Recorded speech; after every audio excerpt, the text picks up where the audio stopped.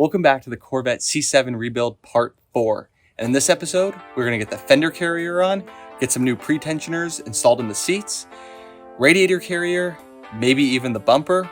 This thing may be driving very, very soon. First and foremost, let's get this installed. In the last video, I showed that I removed a lot of the old adhesive, but left a little bit to act as shims for the new carrier. And then if we come over here, here is the new carrier that's going to go on the side of the car. So this entire fiberglass piece needs to be glued on.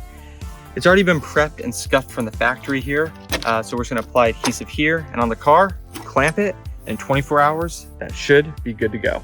I think the play is gonna be to mock it up first with no glue so we can get the clamps pre-tensioned. And when I say we, I got my dad helping. Hey. So this is definitely a two-person job, but let's go ahead and get this mocked up and then we'll get it glued. Let me see how high am I going? Going towards you, towards the back more. This actually looks pretty good because I had marked the old one and it follows all these lines perfectly. It follows the outline there and in here. We got to get it right the first time because if we don't, this part's like $600 and something. Gotta rip it off and it's not reusable. But I really like how this is sitting. All right, well here goes nothing. We got the 3M panel bond.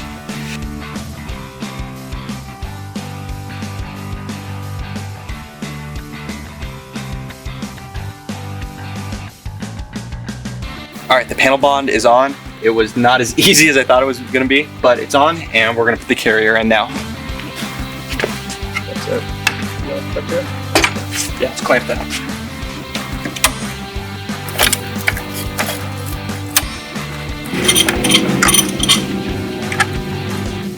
It's on and clamped tight, and the fitment I think is perfect. It takes at least 24 hours to cure, so I'm not gonna touch it for a while. But once it's dry, then we can start assembling the fender, wheel liner, all that sort of stuff. All right, moment of truth. It's been 36 hours. This has been curing. It's time to take the clamps off and let's see if this is gonna hold. Fingers crossed.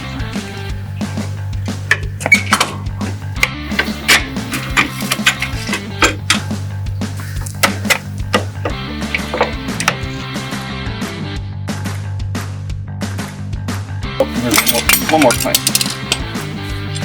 Now all the clamps are off. Still no movement. Cool. I'm super stoked. Now I'm gonna kind of start building up the rest of everything that goes on here. But I think first I want to get the radiator carrier back in and the intake and all that put back together before focusing on the rest of the fender area. All right, gotta get this radiator shroud into the space here in front of the radiator. So I'm gonna pull all of this back a bit, give me some space, and then hopefully I can just slide it up and through before putting on the radiator carrier. All right, it would help if I had this turned the correct way. Now it is the correct way. And let's see if it's gonna fit.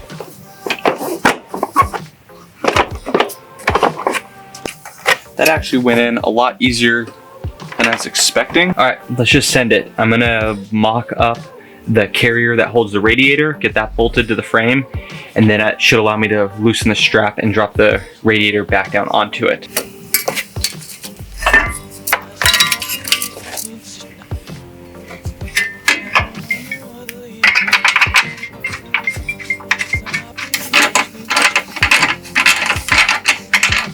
Now that I have the radiator carrier somewhat bolted on, I think I can remove this strap and angle the radiator how it's supposed to be and drop the rubber grommets into the that are on the radiator into the carrier so it all sits properly. There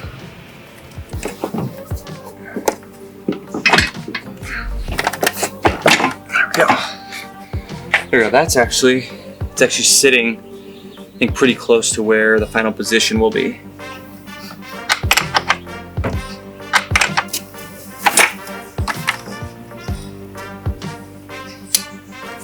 That's connected. Okay, let's get the air filter put back on.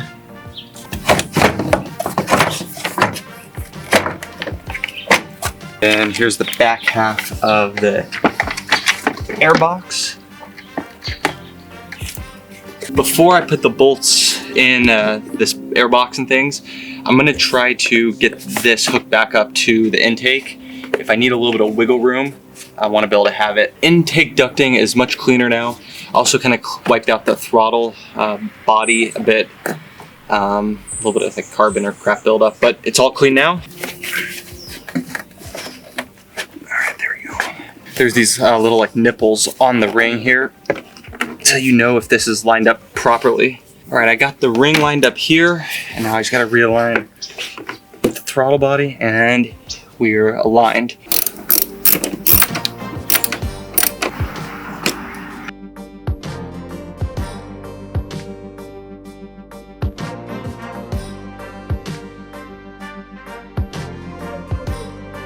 Alright, gonna put this duct in, and it's kind of starting to look like a car again, which is kind of exciting. Before the bumper shock absorber can go on, I think like these little crash wings need to be riveted first.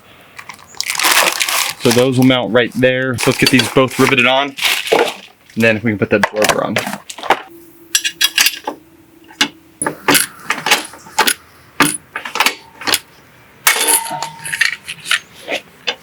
Perfect.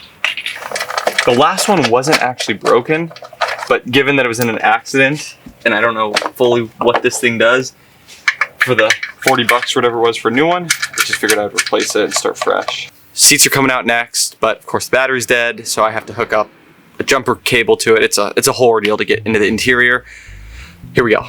All 4 bolts are out and the wiring connection's out. The wiring was actually trickier than I thought. Once I figured out how to do it, super easy. But I'll show once I have the seats out in case anyone else has the same issue. These should just lift right out.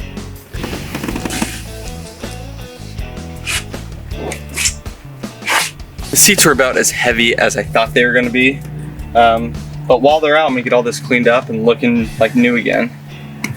For any of you struggling to remove your C7 seats and to actuate this gray clip, all you have to do is in the middle, which is facing down when it's installed in the seat, is to push on this tab, and then that will release the gray lever so that you can pivot. Both seats are out. While I have them out, first gonna do the pretensioner, which lives, that's part of it right there, and then it lives under this plastic. But I'm also gonna detail the seats, get them cleaned up, put a leather conditioner on them. You can see a little bit of sweat marks and things, want to clean all that up. We're finally able to do some work in my garage. So to replace, this is the piece I'm replacing right here, the pretensioner. You can see some of the fabric that this piece is kind of shortened up. I'm gonna take off a Torx bit here. That'll allow this plastic to pop up enough to get into the 1 bolt and plug that holds the pretensioner in. Gonna get the big T Torx 50 loosened up. Then we just unclip the wiring that controls the explosive, and it is out. You can see right here where the tension got pulled down on it.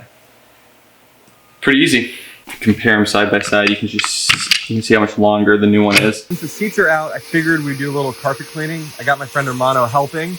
Kind of just getting access to everywhere where you can't get when you have those big seats in. So we're just gonna knock this out before the new seats go in. All the carpet has been cleaned and it looks much better from the footwells all the way up.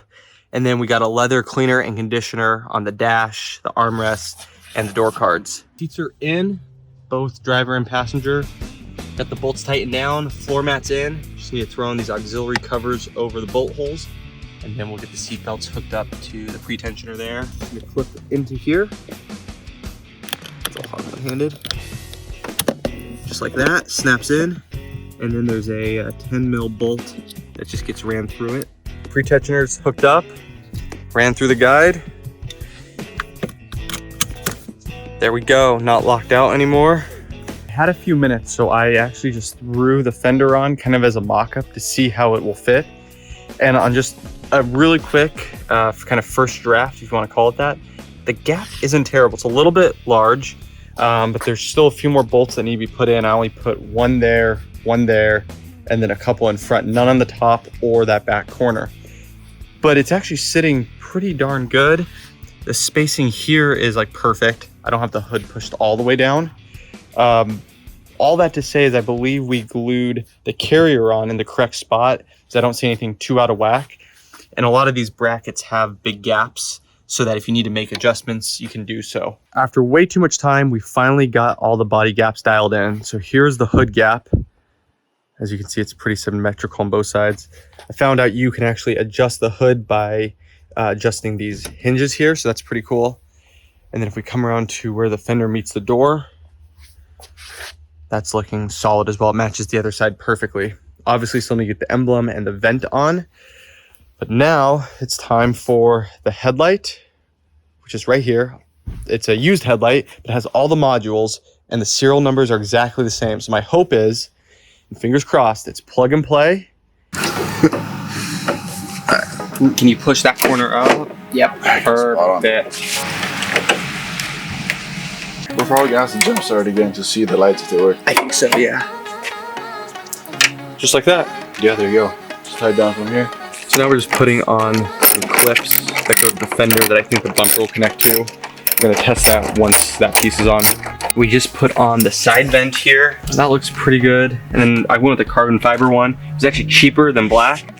So maybe add a little bit of coolness to the car. All right, moment of truth. We're gonna start the car and see if the new headlight works in conjunction with the old one. If it doesn't, I don't know what I'm gonna do. So far, so good. This is the old one. And this is the new one. All right, right signal. Okay, left signal. High beams. Turn them off. It's hard to see, but you can see both high beams come on. Put the hazards on. Sweet. I think we are dialed. It works. I'm so stoked. Now all that's left is bumper, under tray, fender liner, and like one plug that was ripped off. We are on the home stretch. Let's get her done. The new bumper has finally seen the light of day and it looks great. So this is also the new grille. I didn't realize that actually the grills come with new cameras and the wiring harnesses built in. So I'll be able to return a few things. But there's a few pieces on this old grill that need to be swapped to this grill and a few pieces from the lower part that's still attached that needs to go on the backside of the bumper. I watched a YouTube video, it looks fairly easy. But that's also famous last word, so let's see if I can do it without scratching anything.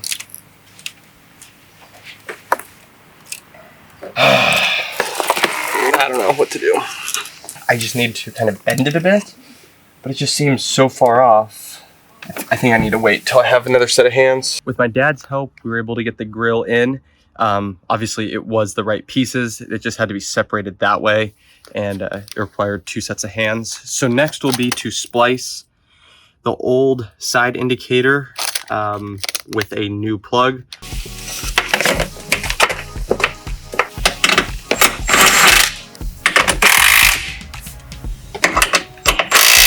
All right, so we're gonna try to put the bumper on.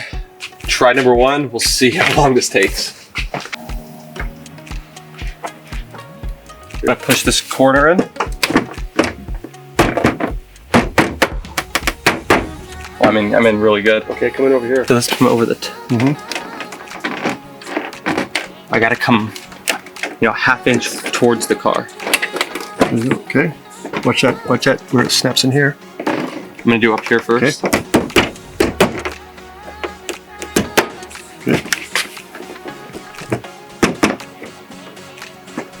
You gotta come towards me. There you go. There you go. Perfect. The bumper looks great and fits perfect. I got all 4 of those bolts and clips locked in.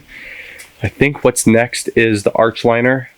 I also threw on the middle diffuser, and then I think the side parts go to the arch liners. Here's my brand new arch liner. I don't know what to expect at all. This might be really easy, or it might be super difficult.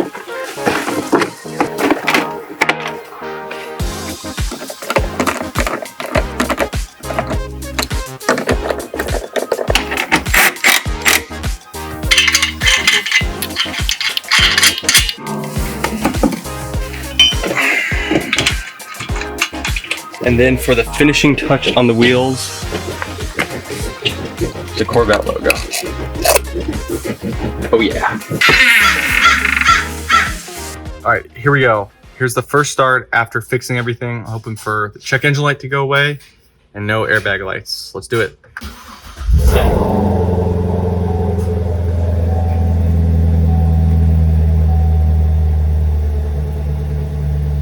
This is a great sign. We got no indicators on the dash.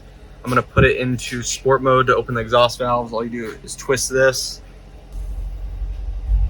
And then I don't know if you could hear it on camera, but the exhaust valves just open and it got a little bit louder. If you look at the tach, it limits the red line while the engine's cold, so that's kind of cool. So I'm gonna pull it out here. Still no issues on the dash. Tracking straight after the alignment. It feels good. I don't know if you can see, might be able to see through the camera, the heads-up display. So that's kind of cool. It projects your RPM, speed, all that up on the dashboard or up on the window. Just got the car back from the alignment shop. It is all good now. This tire was super out, obviously, because that side took most of the damage, and I replaced some suspension components. Now I just hit it with a foam cannon. It's been sitting on it for a few minutes to kind of letting the dirt just fall off. Here's the engine bay all washed. It looks significantly better.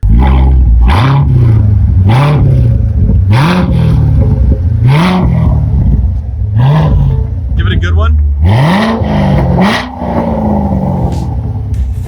The car sounds really good with the exhaust valves open. Much more aggressive in sport mode. That sounds cool. Got that 6.2 liters of American freedom. The exhaust kind of has a little bit of a burble to it. All right, let's see what it sounds like here. First, let's see.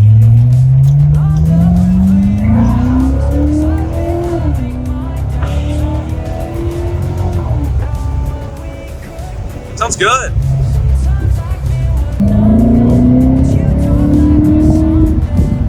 Well, that's gonna do it for the Chevy C7 rebuild. I hope you enjoyed, and I promise we'll be doing this again. I don't know which car, but this will not be the last time. Third car coming up next.